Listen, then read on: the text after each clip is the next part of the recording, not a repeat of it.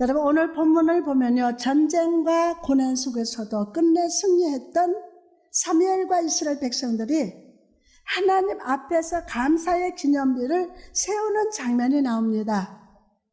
그 기념비 앞에서 모든 백성들은요, 하나님께 감사했고 또 마음속에 중요한 신앙의 결단을 합니다. 자, 그럼 오늘 우리가 이 시간 감사 믿음의 결단이 무엇입니까?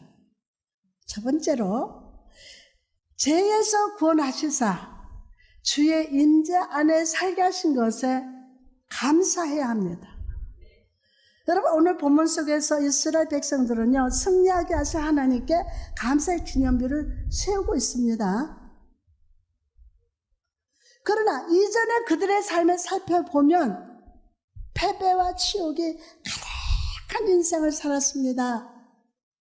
블레셋이 이스라엘을 치러 왔을 때 하나님의 허락도 없이 하나님의 언약궤를 들고 전쟁터에 나갔다가 패배했어요.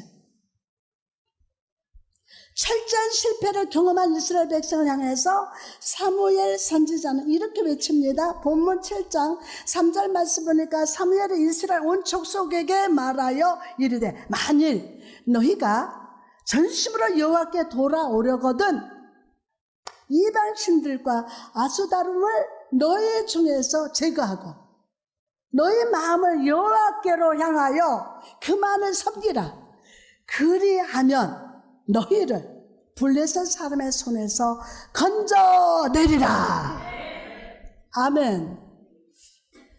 하나님은 사무엘을 통해서 이스라엘 백성들에게 모든 마음을 다해서 즉시 여호와께 돌아오라고 말씀합니다. 그리고 하나님께 돌아오는 그 방법에 대해서는 너희 중에서 이방 신들과 아수다룸을 너희 중에서 제하라 라고 말씀합니다. 하나님이 아닌 다른 우상들을 제하되 너희 중에서 제하라 라고 명령하십니다. 여러분 너희 중에서 라는 단어를 주목해 보십시오. 히브리어로 민토켄톰이라는 말인데 너희 중심으로부터, 누구로부터? 너희 중심으로부터 라는 뜻입니다. 너희 중심으로, 내 중심. 즉 너의 삶의 중심에 너의 삶을 사로잡고 있는 우상과 관련된 삶의 방식, 그 습관들을 모두 제거하지 않고서는 블레셋의 공격에서부터 구원받을 수 없다라는 거예요. 5절 6절 말씀 보니까 사무엘이 이르되 온 이스라엘은 미스바로 모이라. 내가 너희를 위하여 여호와께 기도하리라 하매 그들이 미스바에 모여 물을 길어 여호와의 앞에 붓고 그날 종일 금식하고 거기에서 이르되 우리가 여호와께 범죄하였나이다 하니라. 사무엘이 미스바에서 이스라엘 자손을 다스리니라. 아멘. 사무엘은 모든 이스라엘 백성들을 미스바에 모이게 했습니다. 그리고 그곳에서 백성들은 여호와 앞에서 물을 쫙 부으면서 금식하며 회개합니다. 뭐를 부으면서? 물을 막 다 부으면서 금식하면서 막 회개했어요. 우리가 침례를 받을 때 온몸을 물에 담그는 행동을 합니다. 온몸을 물에 담글 때 이전에 나의 죄악된 삶이 죽는 것을 의미합니다. 이처럼 물을 붓는다는 것은 먼저 마음을 하나님 앞에 전부 쏟아 놓는다는 뜻이고, 이들이 여호와 앞에 물을 붓는다는 것은 이전에 죄악된 삶을 고백하고 씻어주기를 바라는 회개의 행동이었어요. 회개의 행동. 우리가 여호와께 범죄하였나이다. 여러분 여기서 범죄했다는 단어를 주목해 보십시오. 이 단어는 표적을 놓치다, 길을 잃어버렸다 라는 뜻입니다.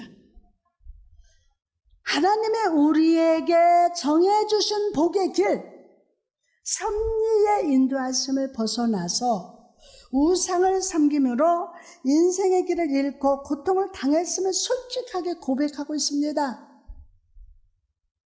그리고 이제는 모든 우상을 버리고 여호와 당신만을 섬기겠다고 믿음으로 결단하고 있습니다. 사무엘이 미스바에서 이스라엘 자손을 다스립니다. 이전까지 하나님도 섬기고 우상도 섬겼던 백성들, 자기 마음대로 인생을 살던 백성들이 이제 하나님의 종 사무엘의 다스림을 받게 되었습니다. 우상에 사로잡히고 블레셋에게 압제당했던 백성들이 이제 영적으로 하나님의 임재 아래 거하게 되었다는 것입니다. 그러므로 여러분, 한상주의 임재 안에 교회를 가까이 하십시오. 우리는 생수의 근원 되신 하나님, 그 하나님의 임재가 있는 성전을 떠나서는 안 됩니다. 안 돼요. 하나님을 떠나면 영이 죽습니다. 수치를 당합니다. 메마르고 황폐하게 됩니다.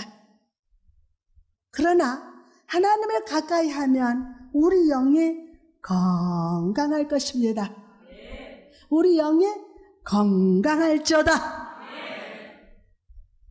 충만한 은혜가 여러분의 가정과 사업과 모든 계획 속에서 생명으로 역사하실 줄 믿습니다. 그러므로 오늘 이 예배예설의 기념비 앞에서 예배를 게을리하고 하나님을 멀리했던 삶을 회개합시다. 아멘. 그리고 앞으로는 하나님 한 분만을 섬기며 하나님의 임재 안에 거하며 하나님의 다스림을 따라서 순종하며 살겠다고 이 시간 결단하시기를 축복합니다. 다음으로 오늘 우리가 기억하고 확신하며 마음에 새겨야 할 결단은 무엇입니까? 두 번째로 내게 좋은 곳으로 응답하신 하나님께 감사해야 합니다. 사무엘과 이스라엘 족속이 미스바에 모여 회개 기도를 드리고 있다는 소식을 블레셋 사람들이 들었습니다. 실제로 보니까 이스라엘 자손이 미스바에 모였다 함을 블레셋 사람들이 듣고 그들의 방백들이 이스라엘 치러 올라오는지라 이스라엘 자손들이 듣고 블레셋 사람들을 두려워하여 그리고 그들은 이스라엘을 치러 올라갔습니다.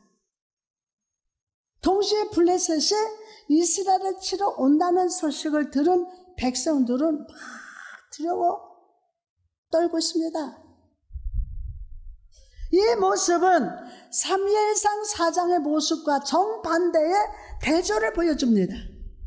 4장에서 이스라엘 백성들이 하나님의 언약궤를 가지고 나왔다는 소식을 들었을 때 블레셋 사람들은 막 두려워했습니다. 사무엘상 4장 8절에 보니까 블레셋 사람들이 두려워하여 이르되 신이 진영에 이르렀도다 하고 또 이르되 우리에게 화로다. 전날에는 이런 일이 없었도다. 이때 이스라엘 군대는요 담대했고 오히려 블레셋이 두려워 떨었습니다. 막 떨었어요. 그러나 오늘 본문에 보면 블레셋은 오히려 담대하고 이스라엘은 두려워하고 있음을 봅니다. 그러나 우리는 이 모습 속에서 한 줄기 소망을 발견합니다. 철저히 연약한 이스라엘의 모습 속에서 우리는 연약한 자를 도우시기 위하여 권능으로 임하시는 여호와 하나님을 기대할 수 있기 때문입니다. 본문 8절에 보니까 이스라엘 자손이 사무엘에게 이르되 당신은 우리를 위하여 우리 하나님 여호와께 희지 말고 부르짖어 우리를 블레셋 사람들의 그 손에서 구원하게 하소서 하니. 여러분, 모든 백성들이 미스바에 모여서 이전에 제약된 삶을 해결한 후에 그들은 신앙적으로 변화됐어요. 신앙적으로. 이제 하나님의 종 사무엘에게 쉬지 말고 기도하여 하나님이 이 전쟁에 개입해 주시기를 기도해 달라고 간구를 합니다. 이게 변화예요. 이게 변화예요.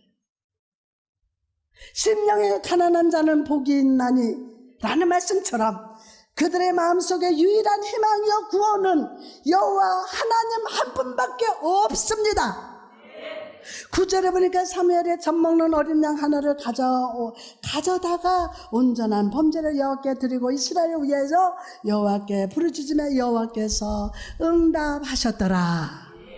백성들의 간청을 들은 사무엘은 젖먹는 어린 양을 가져다가 하나님 앞에 온전히 범죄를 드렸습니다.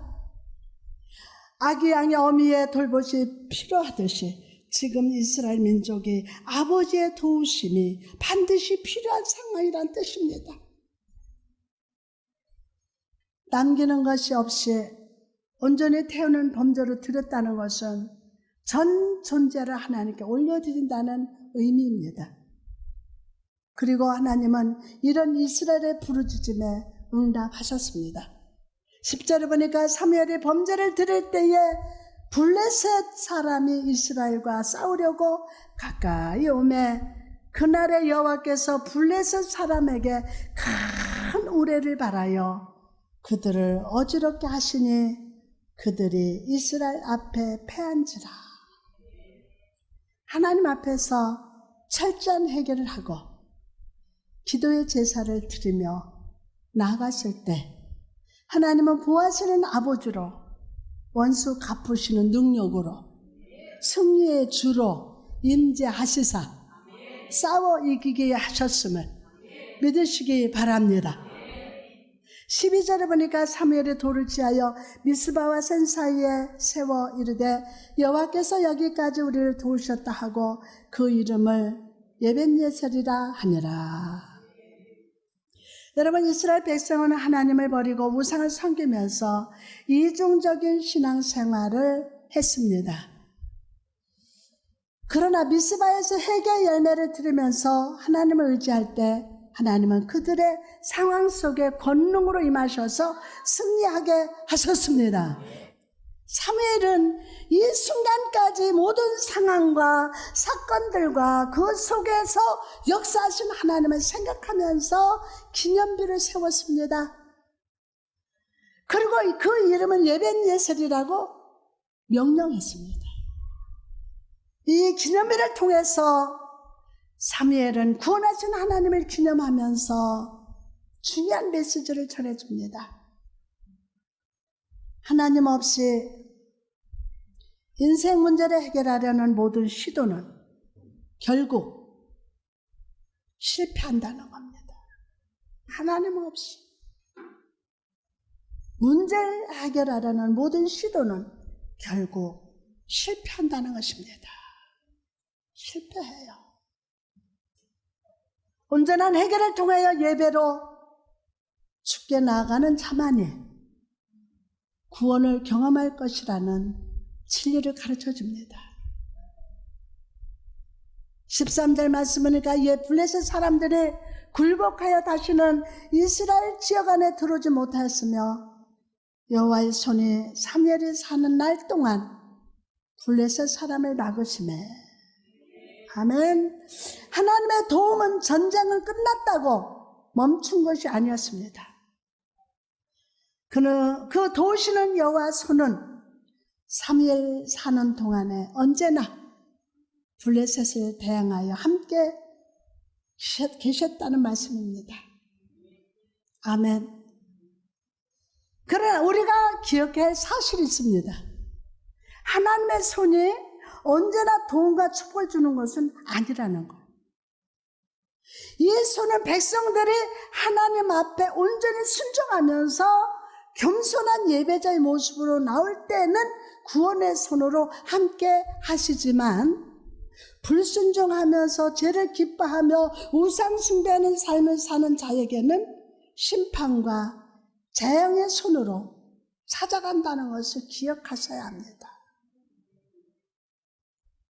믿음의 사람 다윗도 하나님을 철저히 의지할 때 그 손은 골리앗을 치는 손이었지만, 다윗이 교만해져서 인고조설했을 때 그 손은 이스라엘 온 땅에 심판하는 손으로 임했습니다. 사무엘하 24장 14절에서 15절 말씀을 보니까 청하건대 여호와께서는 궁일이 크시니 우리가 여호와의 손에 빠지고 내가 사람의 손에 빠지지 아니하기를 원하노라 하는지라. 이에 여호와께서 그 아침부터 정하신 때까지 전염병을 이스라엘에게 내리시니 단에서부터 브에세바까지 백성의 죽은 자가 7만 명이니라. 여러분, 오늘 이 예배예술 기념비 앞에서 지난날 우리의 삶에 함께 하시고 응답하신 하나님을 기억하십시오. 아멘. 기억하십시오. 우리 믿음의 삶에 수많은 시험과 고난이 있었지만 그때마다 하나님은 구원의 손으로 건져주셨어요. 구원의 손으로. 그러므로 오늘 우리는 이 구원하시는 은혜의 손이 오늘도 함께 하심을 믿어야 합니다. 옛날 이스라엘 백성들은 홍해 앞에서 모세를 향해서 원망하고 불평했습니다. 왜 그랬습니까? 과거에 하나님이 베푸신 은혜를 잊었기 때문에. 어제 하나님의 은혜를 베푸셨으면 오늘도 베푸신다? 어제 나를 구원하신 하나님은, 어제 나를 구원하신 하나님은 오늘도 역사하시고 내일도 역사하신다는 이 은혜의 적용 능력이 있는 자만이, 내일도 역사하신다. 이 은혜의 적용 능력이 있는 자만이 어떤 고난에서도 사방이 가로막혀서도 믿음으로 승리할 수 있음을 믿으시기 바랍니다. 여러분, 느헤미야가 예루살렘 성과 성문이 무너졌다는 소식을 들었을 때 그가 기도했던 기도를 기억해 보십시오. 느헤미야 1장 5절에 이르되 하늘의 하나님 여호와여 크고 두려우신 하나님이여. 느헤미야에게 하나님은요 크신 하나님이었어요. 자기 안에 있던 어떤 문제보다 죽음보다 하나님의 크고 두려우심을 궁유를 베푸시는 하나님의 심을 믿고 기도했다는 거예요. 여러분, 우리가 믿는 하나님은 크신 하나님이심을 믿읍시다. 여러분의 삶이 어떤 문제보다 크심을 믿으십니까? 그 하나님이 오늘도 나를 도우시고 구원하시고 응답하시는 하나님이심을 삶에 적용하실 수 있습니까? 오늘 교회 창립을 기념하는 시간, 여러분의 삶을, 가정을, 고민들을, 그 문제들을 하나님 손에 맡겨드립시다. 오늘 받은 이 은혜를 삶에 적용하고 확신하고 순종하십시오. 그럴 때 여호와의 손이 우레와 같이 임하셔서 시험과 고난의 산이 평지가 되고 악한 사단을 쫓겨나가고 여호와의 손이 여러분과 항상 함께 하실 줄, 다시 한번 항상 함께 하실 줄 옳지 믿습니다. 자, 마지막으로 오늘 이 기념의 날 마음에 새겨야 할 감사와 믿음의 결단이 무엇입니까? 마지막으로 잃어버린 것을 되찾게 하시고 샬롬을 주실 하나님을 확신합니다. 믿습니까? 자, 자, 본문 14절 보니까 블레셋 사람들이 이스라엘에 가서 빼앗았던 성읍이 에그론부터 가드까지 이스라엘에게 회복되니 이스라엘이 그 사방 지역을 블레셋 사람들의 손에서 도로 찾았고 또 이스라엘과 아모리 사람 사이에 평화가 있었더라. 여러분, 전쟁에서 승리하게 하신 하나님은요, 블레셋 사람들에게 뺏겼던 땅을 다시 되찾게 하셨고, 그 당시 강대한 족속으로 여겼던 아모리 사람들과 그 사이에도 전쟁이 긴장이 없이 샬롬의 상태가 있었다고 말씀합니다. 온전한 회개와 예배의 모습을 통해서 하나님께 나아갈 때 하나님은 온전한 회복과 샬롬을 허락해 주셨다는 겁니다. 여러분, 우리에게 과거에 베푸신 은혜를 기억하고 오늘 우리에게 응답하신 하나님께 감사하는 것 중요합니다. 그러나 더 중요한 것이 있다면 미래를 어떤 마음으로 살아가느냐 하는 것입니다. 어떤 마음으로. 사람은 누구든지 미래를 알지 못합니다. 내일을 모릅니다. 단 5분 뒤의 미래도 불안해합니다. 그래서 물질과 명예와 힘과 권세를 추구하며 불안한 미래를 대비하려 합니다. 그러나 여러분, 성도는 세상 것을 추구하는 자가 아닙니다. 성도는 하나님의 약속의 말씀 붙들고 사는 존재임을 믿으시기를 바랍니다. 이사야 46장 10절에서 11절에 내가 시초부터 종말을 알리며 아직 이루지 아니한 일을 예적부터 보이고 이루기를 나의 뜻이 설 것이니 내가 나의 모든 기뻐하는 것을 어떻게 하리라? 이루리라 하노라. 내가 동쪽에서 사나운 날짐승을 부르며 먼 나라에서 나의 뜻을 이룰 사람을 부를 것이라. 내가 말하였은즉 반드시 이룰 것이요 계획하였은즉 반드시 시행하리라. 아멘. 아멘. 우리는 단 5분 뒤의 미래도 알 수 없지만 하나님은 여러분 각 사람을 향하신 놀라운 계획을 가지고 이루시고 시행하고 계십니다. 그러므로 더도 말고 덜도 말고 딱 하나님만큼만 미래를 가지고 삽시다. 아멘. 여러분은 미래가 막막해도 하나님은 확실한 계획과 축복을 준비하시고 여러분을 이끌어 가십니다. 부모라면 누구나 자녀를 향한 꿈과 계획을 가지고 정성스럽게 돌보면서 모든 필요를 준비하고 제공합니다. 인간도 자녀를 위해 그렇게 준비하는데 하물며 하늘 아버지께서 여러분을 향한 선한 계획과 뜻이 없으시겠습니까? 오늘 시간 하나님을 확신하고 그분이 우리에게 열어주실 미래를 붙듭시다. 주는 나를 기르시는 목자예요. 나는 주님의 귀한 어린 양. 푸른 풀밭 맑은 시냇가로 나를 늘 인도하여 주신다. 라고 찬양하며 미래를 향해서 전진합시다. 그럴 때 여호와 이레 하나님께서 모든 준비한 축복들을 발견하게 하시고 매 순간 샬롬으로 여러분의 삶을 지켜주실 줄 믿습니다.